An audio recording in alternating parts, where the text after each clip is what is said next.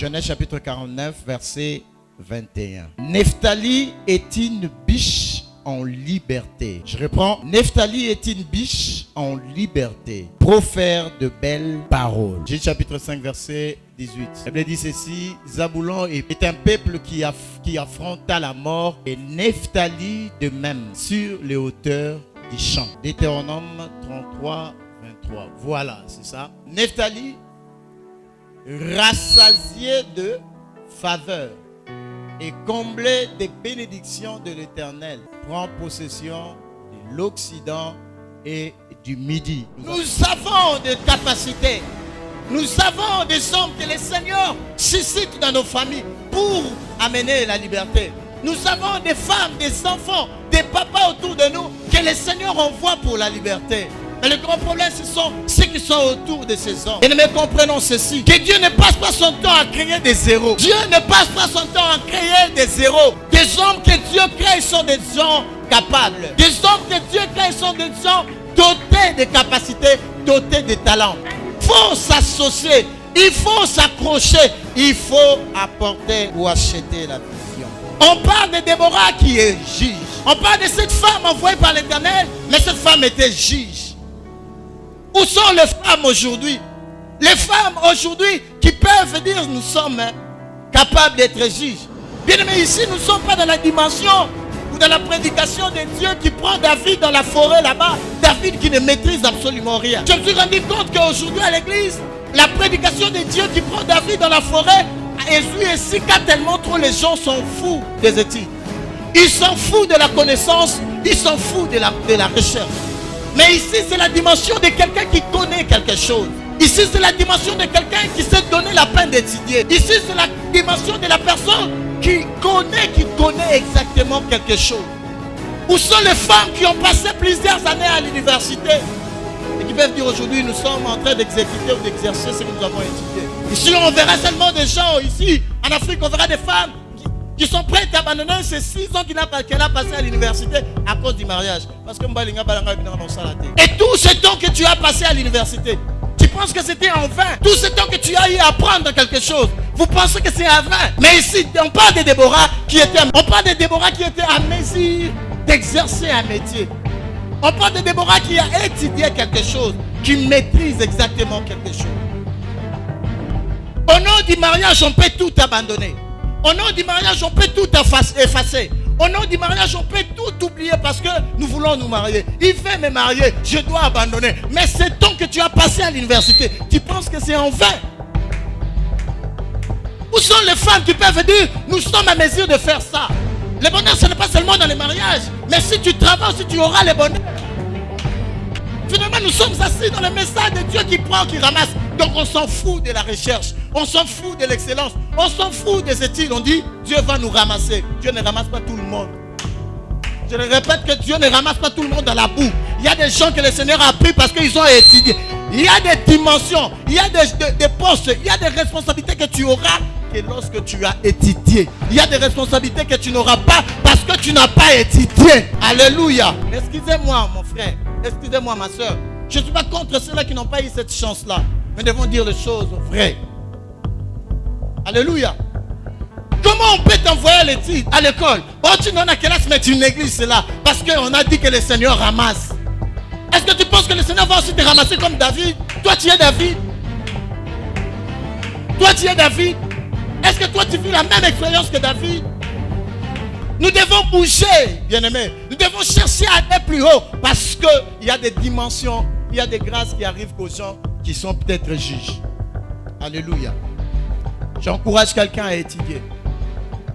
J'encourage quelqu'un à étudier. J'encourage quelqu'un à avancer.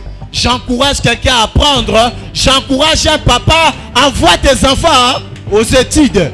Alléluia. Foutez la banane en bon classe. Alléluia. On parle de Déborah qui a été choisie par Dieu, mais Déborah était prophétesse. On parle de Déborah qui était prophétesse. À part ses études, Déborah était prophétesse. Bien aimé, je voudrais dire à quelqu'un ceci. Que limite à ce que ça que là c'était, mais matin mouké au comme à moi dimension à molimo. Alléluia. Parce qu'il y a des gens qui se limitent dans ce qu'ils ont fait à l'université. Moi, je fais ça à l'université. Mais au-delà de ce que tu as appris, ajoute la spiritualité. Ajoute un peu la spiritualité, tu vas percer. Alléluia. Déborah était prophétesse. On parle de Déborah qui a fait le cours, qui a étudié, mais qui était aussi prophétesse. Je voudrais poser à un papa une question ici. Pourquoi tu ne prophétises pas? Je demande à une maman, pourquoi tu ne prophétises pas? Je demande à l'assemblée, pourquoi nous ne prophétisons pas? Donc c'est qu'autour de la fin, on a besoin de gens qui nous amènent des choses qui arrivent. On a besoin de gens qui peuvent monter pour nous annoncer des choses qui vont arriver. On n'a pas profondeur. On n'a pas besoin de gens qui nous entourent avec la distraction. Mais nous voulons des gens qui ont des yeux spirituels. Des fois, on a besoin de voir des papas qui prophétisent pour nous donner le goût aussi de nous avancer à ça. Nous avons besoin de mamans qui prophétisent pour encourager les jeunes sœurs aussi à avancer à ça. On n'a pas besoin de mamans qui critiquent les jeunes sœurs. On a besoin de mamans qui sont assises dans la prophétie, dans la dimension spirituelle. Quand est-ce que tu as parlé en langue? Déborah était prophétesse. Malgré ses études, malgré ses diplômes, Déborah était en mesure d'entrer, de percer aussi dans l'esprit. Je suis en train d'encourager quelqu'un, perce encore. Alléluia. Perce encore au signe malipambolinayo. J'encourage quelqu'un, perce. Ne suis pas les autres, mais perce. Écoutez ceci. Un homme a dit ceci. Un homme qui appelle ses amis à la fête ne le fait pas pour le sauver de la faim, car ils ont tous de la nourriture dans leur propre maison. Il y a un autre homme qui dit ceci. Lorsque nous nous réunissons au village au clair de lune, ce n'est pas à cause de la lune, car chaque homme peut voir ça dans sa propre cour. Nous nous réunissons parce que c'est bien de le faire. La troisième personne dit ceci. Si nous sourions ensemble, ce n'est pas parce que nous n'avons pas de problème, mais c'est parce que nous sommes plus forts que le problème. Je répète ça. Si nous sourions ensemble, ce n'est pas parce que nous n'avons pas de problème, mais c'est parce que nous sommes plus forts que le problème. Voilà l'intérêt d'être ensemble. Voilà l'intérêt de s'accepter. Voilà l'importance d'être celui qui accepte les autres. Comprenons ceci rapidement. Les petites tâches révèlent souvent un grand cœur. La mentalité du serviteur se manifeste par des petits actes que les autres ne pensent pas accomplir. Le cœur du serviteur ne voit aucune tâche trop petite. Et à la fin, les petites choses de la vie déterminent le grand. Et retenons très bien que même les Cananéens étaient clients de Dan. Dan se dit, bon, ce sont mes clients. Alors est-ce que nous sommes mal à l'aise? Si nous sommes mal à l'aise, nous allons faire un wapi. Alléluia. Alléluia. Les mêmes devons savoir ceci. Il y a des hommes qui sont prêts à abandonner les âmes. Mais seulement pour que les affaires aient avancé. Aujourd'hui, nous sommes dans un pays où les gens acceptent que le mal arrive. Hier, la relation est à la bien. Mais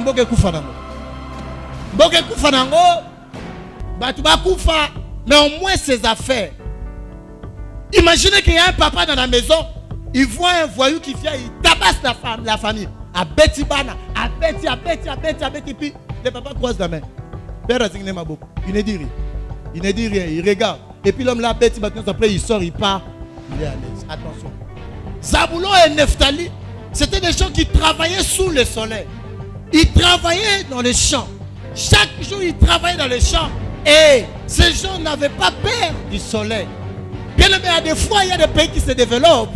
Il y a des peuples qui se développent seulement à cause de la terre. Aujourd'hui, nous vivons une réalité à Kinshasa. Nous voulons le succès, le bonheur, mais on a peur de s'exposer sous le soleil. On se dit, quand je suis sous le soleil, je vais. Mais nous voulons arriver loin. Mais si on parle des Zabulon et de Nephtali, c'était des gens qui travaillaient sous le soleil parce qu'ils voulaient le succès. Ils voulaient être bénis. Ils cultivaient la terre, mais aussi ils travaillaient. Mais il y a une bénédiction, une révélation cachée dans la bénédiction de Nephtali. On dit que c'est une biche qui est libre.